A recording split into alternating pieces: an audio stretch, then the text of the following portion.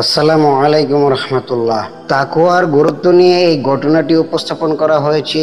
তাই ভিউয়ার্স, আপনারা সকলেই এই ঘটনাটি মনোযোগ দিয়ে শেষ পর্যন্ত দেখতে থাকুন। বিসমিল্লাহির রহমানির রহিম। আল্লাহ তাআলা মানব জাতিকে লক্ষ্য করে বলেন, হে মানব সকল, তোমরা তোমাদের প্রতিপালককে ভয় করো। অন্যত্র তিনি ঈমানদারগণকে লক্ষ্য করে বলেন, হে ঈমানদারগণ, তোমরা আল্লাহকে যথাযথভাবে ভয় করো, আর তোমরা অবশ্যই মুসলমান না হয়ে মৃত্যুবরণ করো না। আল্লাহ পাক আরো বলেন, তোমরা পণ্যের কাজে ও আল্লাহ ভীতিকে একে অপরকে সাহায্য করো এবং পাপ কাজে ও সীমালঙ্ঘনকে পরস্পরকে সাহায্য করো না, আর আল্লাহকে ভয় করো, নিশ্চয় আল্লাহ শাস্তি দানে কঠোর। এ সম্পর্কিত উদ্দেশ্যমূলক একটি ঘটনা সিরিয়ার বিখ্যাত আলেমে দ্বীন শায়খ তানবীহ রাহমাতুল্লাহ আলাইহি উল্লেখ করেছেন। ঘটনাটাই যে একটি ছেলে নেক ও সৎ স্বভাবের ছিল, তার মধ্যে তাকওয়া, আল্লাহ ভীতি ও পরহেজগারিতা ছিল। বিদ্যার্জনের প্রতি তার খুব একটা স্পৃহা ছিল না। সে একটা মাদ্রাসায় পড়তো, সে শিক্ষকের নির্দেশ মোতাবেক চলতো। জ্ঞান অর্জনের শেষ পর্যায়ে একদিন তার উস্তাদ তাকে এবং তার সহপাঠীদেরকে নসিহত করলেন, জীবনে কখনো মানুষের মুখাপেক্ষী হবে না, কারণ মানুষের সামনে হাত পেতে ধরা আলেম কল্যাণ থেকে বঞ্চিত হয়। এজন্য যে দাতারা যা কিছু বলবে এবং যা কিছু করবে, দান গ্রহীতা আলেম তার কোনো প্রতিবাদ করতে পারবে না, কারণ সে তাদের অনুগ্রহের ভিখারি হয়ে পড়ে। অতএব তোমরা ফিরে গিয়ে নিজ নিজ পিতার পেশা অবলম্বন করে জীবিকা অর্জন করবে, আর যে কোনো কাজে আল্লাহকে ভয় করবে ও তাকওয়া অবলম্বন করবে। শিক্ষার্থীরা নিজ নিজ বাড়ি ফিরে গেল। ওই ছেলেটিও বাড়ি ফিরে গিয়ে তার মাকে জিজ্ঞেস করলো, মা, আমার বাবার পেশা কি ছিল? ছেলের এই প্রশ্নে মা হতভম্ব হয়ে গেলেন এবং বললেন, বেটা, বহুদিন অতিবাহিত হয়ে গেছে, তোমার বাবা ইন্তেকাল করেছেন, তোমার বাবার পেশার সঙ্গে তোমার কি সম্পর্ক? এতদিন পরে তুমি আমাকে কথা জিজ্ঞেস করছো কেন? ছেলে তার বাবার পেশা জানার জন্য পিড়াপিড়ি করতে লাগলেন। তার মা টাল বাহানা করতে থাকলেন। ছেলের পিড়াপিড়িতে এক পর্যায়ে মা ছেলের পিতার পেশা বলতে বাধ্য হলেন। তিনি বললেন, তোমার আব্বার কোনো ভালো পেশা হলে তা আমার বলতে দ্বিধা হতো না, তোমার পিড়াপিড়িতে বলতে হচ্ছে। তোমার আব্বার পেশা ছিল চৌর্যবৃত্তি। ছেলে তার মায়ের উত্তর শুনে বলল, আম্মা, আমার ওস্তাদ সকল ছাত্রকে বলেছেন তোমরা তোমাদের পিতার পেশাকে অবলম্বন করো আর সব কাজে তাকওয়ার খেয়াল রেখো। মা বললেন, চুরি করতে তাকওয়া অবলম্বন, এ কেমন কথা? ছেলে বলল, আম্মা, ওস্তাদ এ কথাই বলেছেন। অতঃপর ছেলেটি চুরি সম্পর্কে সম্যক জ্ঞান অর্জন করতে শুরু করলো। যথারীতি প্রশিক্ষণ নিল। সে প্রয়োজনীয় উপকরণও সংগ্রহ করলো। প্রশিক্ষণ শেষে সে চিন্তা ভাবনা করে কাজের পরিকল্পনা তৈরি করলো। একদিন এশার সালাত আদায় করার পর লোকজনের ঘুমিয়ে পড়ার অপেক্ষা করতে লাগলো। লোকজন যখন ঘুমিয়ে পড়লো, চতুর্দিকে নিস্তব্ধ হয়ে গেল, তখন সে প্রথমে প্রতিবেশীর ঘরেই চুরি আরম্ভ করার সংকল্প করলো। সে প্রতিবেশীর বাড়িতে প্রবেশ করতে গেলে প্রথমে উস্তাদের নসিহত তার স্মরণ হলো।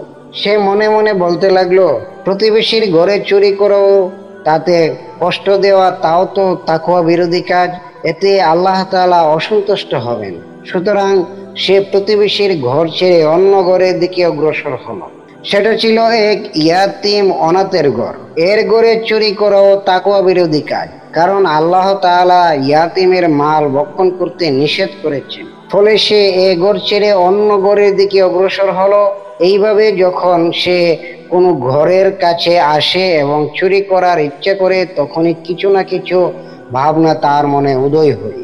অতঃপর তা তাকওয়া বিরোধী কাজ ভেবে আরো অগ্রসর হতে থাকে।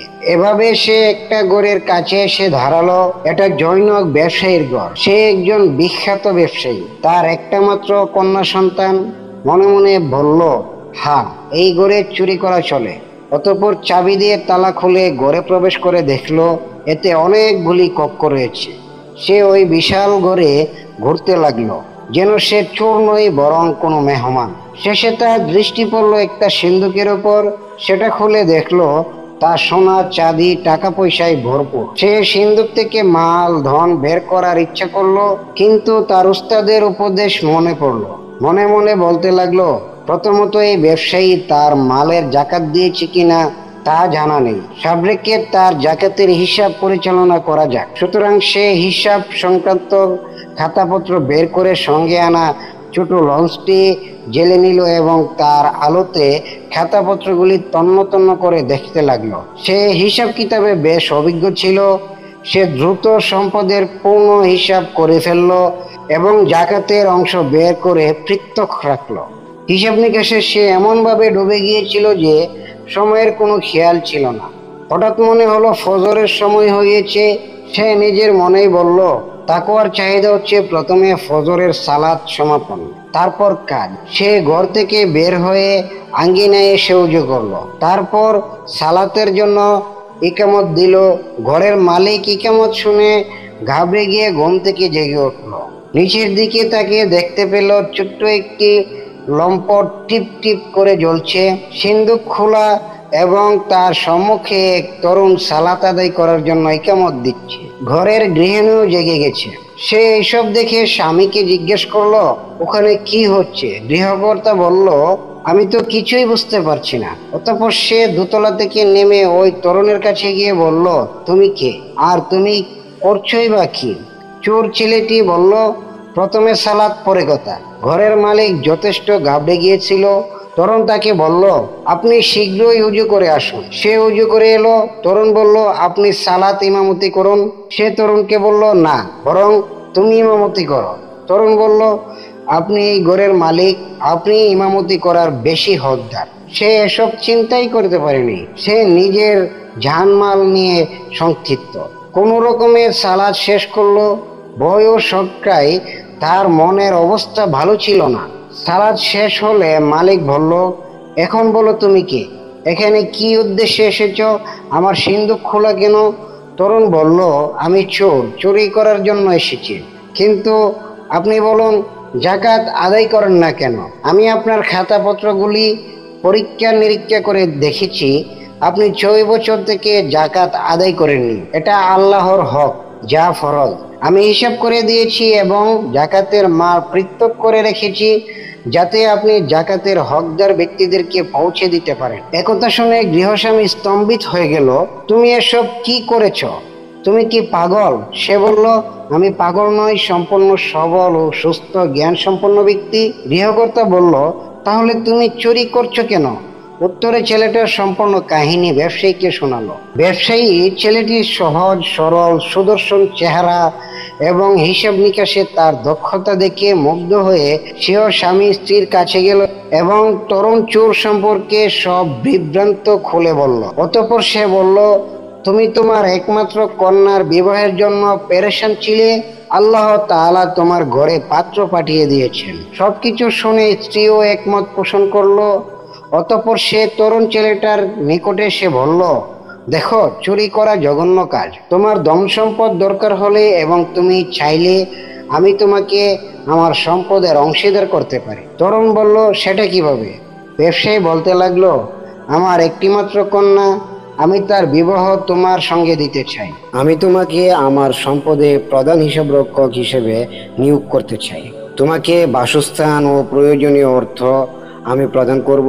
তুমি তোমার মার সঙ্গে পরামর্শ করে নাও। তরুণ ছেলেটি এই প্রস্তাবে তার সম্মতি প্রকাশ করলো।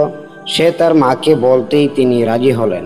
পরবর্তীতে দিন ধার্য করে ব্যবসায়ী ওই তরুণের সঙ্গে তার কন্যা বিবাহ দিলেন। এই ভিডিওটি থেকে আমাদের শিক্ষা অর্জন হচ্ছে, তাকওয়াশীল মানুষকে আল্লাহ তার তাকওয়ার মাধ্যমে হেদায়েত দান করেন এবং বিনিময়ে অঢেল পুরস্কার দান করেন।